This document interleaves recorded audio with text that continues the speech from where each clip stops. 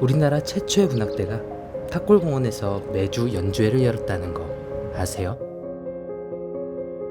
우리나라에 처음으로 서양 음악에 싹을 틔우고 대한민국을 들썩이게 하는 음악인들을 배출한 곳, 바로 창덕궁 앞 탑상 낙원길입니다.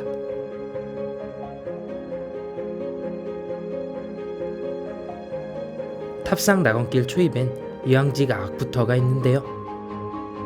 이황직 악부엔 일제간섭으로 순환을 겪은 우리나라 궁중음악의 가슴 아픈 역사가 담겼습니다. 조선의 음악과 무용을 담당했던 장학원이 고종이 강제로 폐위되면서 장학가로 축소되었고 1910년 강제병합된 해체되었죠. 하지만 고종과 순종이 종묘제를 위해 장학가를 꼭 유지해야 한다고 강력히 주장하자 일제는 이황직 아악부라는 기구를 만들었습니다. 일제에 의해 그 이름과 규모는 달라졌지만 아악부터는 우리나라의 정악을 지켜온 소중한 곳입니다. 1927년 유럽 14국을 순방하고 돌아온 영친왕은 아악은 세계적으로 자랑할 만한 것이니 영구히 보존하라며 서양식 악보로 정리할 것을 명했죠. 이때 배구용이 오선보로 아악을 체포합니다. 우리의 전통음악이 서양식 악보로 재탄생된 순간인데 이 귀한 일을 해낸 배구용은 과연 어떤 사람이었을까요?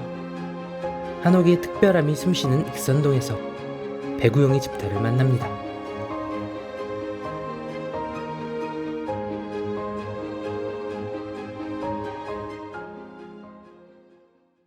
배구용은 우리나라에서 처음으로 군악대를 지휘한 분이에요.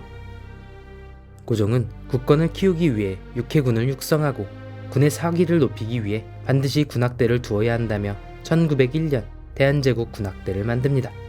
이를 위해서 독일의 해군 군악대 대장 출신 에케르트를 초청했고 독일어 학교를 졸업한 배구용이 통역사로 그와 인연을 맺죠.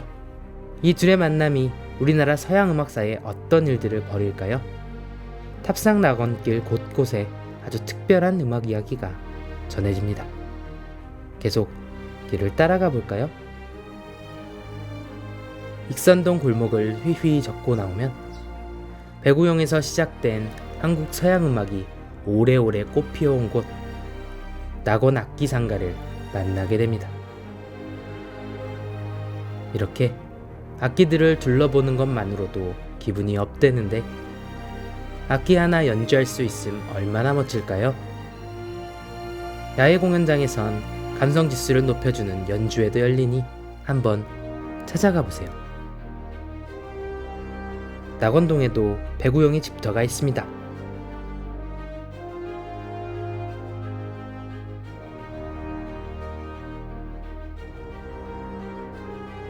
이곳에서 그는 군악대 지휘자로 가장 왕성한 음악 활동을 했습니다.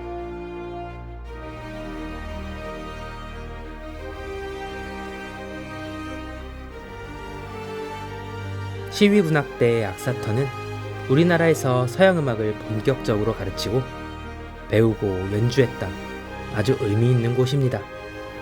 독일어에 능통했던 배구용이 먼저 배우고 다시 대원들을 가르치며 악보와 연주를 익혔다고 하니 얼마나 시간과 공을 들였을지 상상이 갑니다. 군악대가 만들어지고 불과 6개월 만에 고종 황제의 50회 생일에서 초연을 하는데요. 대한제국 애국가와 이태리 가곡, 독일 행진곡을 연주했다고 합니다.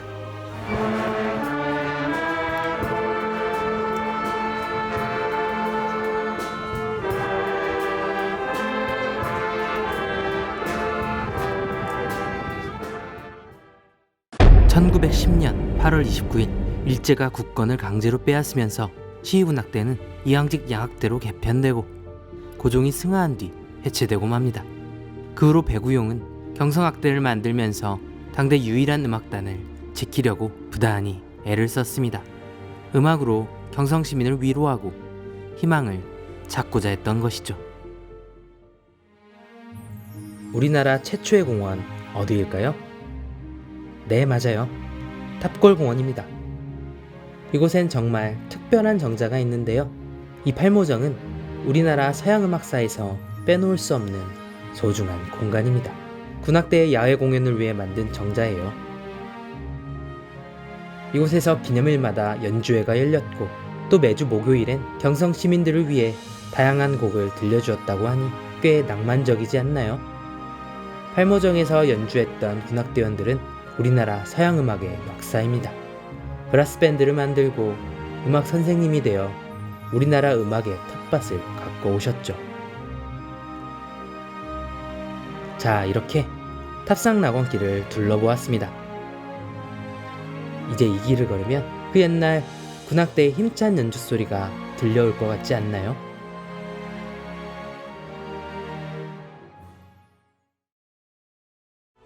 창덕궁암 열하나 동네길 이야기는 두 번째 길로 이어집니다.